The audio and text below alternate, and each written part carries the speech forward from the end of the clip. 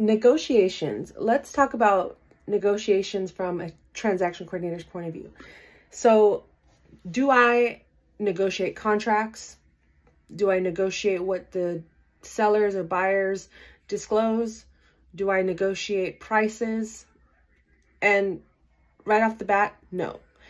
I do have my own I do have my real estate license, but I'm not involved in any of the contract dealings. I'm not involved with counter offers. I don't negotiate any part of the transaction.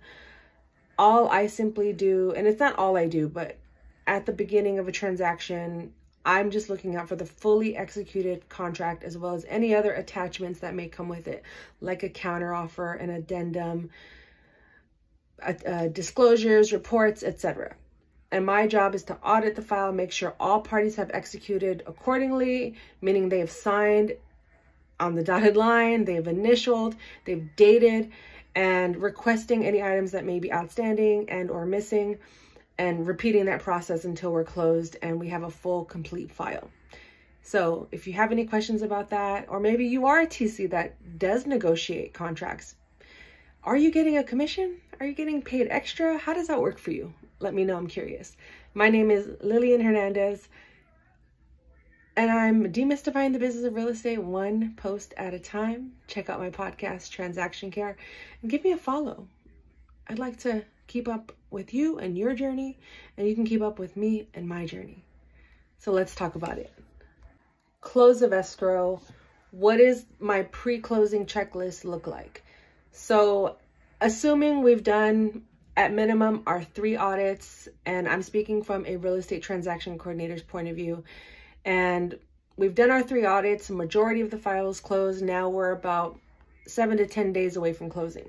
So what happens at this point in time? So from my point of view, I want to start working on, or at least reminding people here, you know, what are the terms for closing? Are there any additional outstanding invoices, balances that needs to be paid from our client's perspective? Because sometimes an agent will pay for inspections and then the buyer will reimburse them at close of escrow, or maybe a listing agent will pay for staging and they want to get that reimbursed at close of escrow. So you can also send these up front, meaning the first day of escrow, you want to get these to whoever's facilitating. You would hope it's escrow or title, the funds during this transaction, and let them know, hey, here's some outstanding invoices. But you never know throughout the transaction when new inspections have been done. I don't want to say you never know. I'm just saying sometimes there are inspections done that you may not be aware of because your realtor, it just slipped their mind. They forgot. So you want to stay on top of those, even maybe before 7 to 10 days. But granted, let's just assume in this situation, you have a complete file, you're fully aware of everything, but maybe you just never received copies of certain invoices. So that's when you want to communicate with those parties that you are involved with to make sure everything is paid and no one is left unpaid at the close of escrow, including your own invoice. Whoever that needs to go to, make sure it gets sent to them. So everyone has a paper trail of the money and how it's being paid, so no one gets in trouble and everyone is happy at the close of escrow. Let me know if you have any questions. My name is Lillian Hernandez, and I am a transaction coordinator, a coach, a full-time auntie, but I am demystifying the business of real estate one post at a time.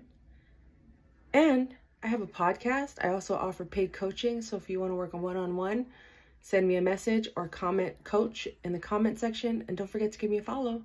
But if you have any questions about this topic or any other topics on my timeline, on my profile, let's talk about it. Real estate jargon.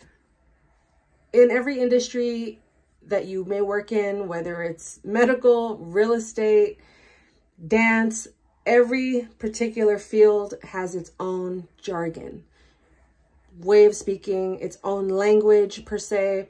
And it's important to get familiar with said jargon so you can understand what's being said or emailed to you in certain situations.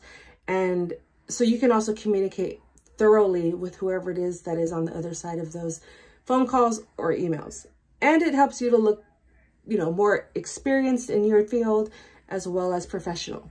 Now, How do you learn this said jargon? Well, if you are working in real estate, you already have a grip up on, I'm assuming you have your license, so you've read some of that jargon in the books, and it does get used in the real world, but oftentimes it can get abbreviated. For example, CMA, a comparative market analysis, right?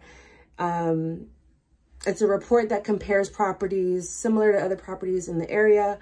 That's just one example, right? But you are going to want to know some general words like appraisal, closing costs. Oh, here's another abbreviated one, MLS, multiple listing services. Now, this is the database where real estate professionals use it to list their properties, to find properties.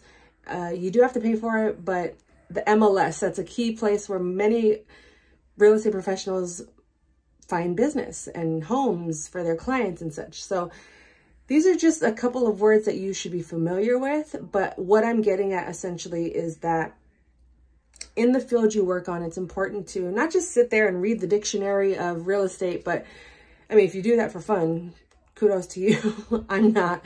But I have learned as I've grown, if I see a word that I'm not familiar with, I make a note of it, or I stop and just look it up right away. So I can start downloading in my brain, and I can get more familiar with it and get more comfortable saying it. Because I know sometimes I can get, I guess you can call it stage fright, when I hear a new word, or I get intimidated as well when I hear a word that I'm not familiar with, even though I have years and almost 2 decades of experience in the real estate industry.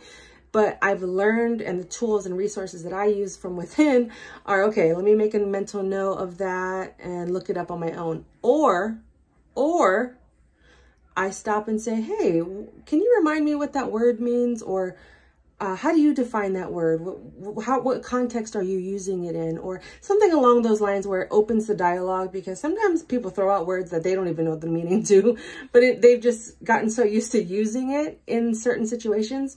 I know sometimes I forget also what certain words mean, and it just naturally flows off of my tongue because I've used it in that certain scenario so many times, but it's difficult sometimes to articulate what a certain word means.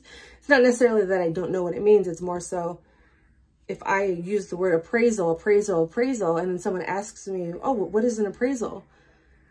I may blank out and freeze and say, what is that again? But I just know that in this part of the transaction, we need an appraisal contingency removal, right?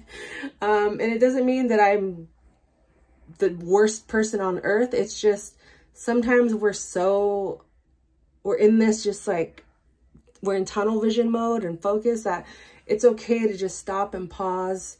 There's power in the pause and just refresh on some of the jargon and terms that are being used or that you've never heard of.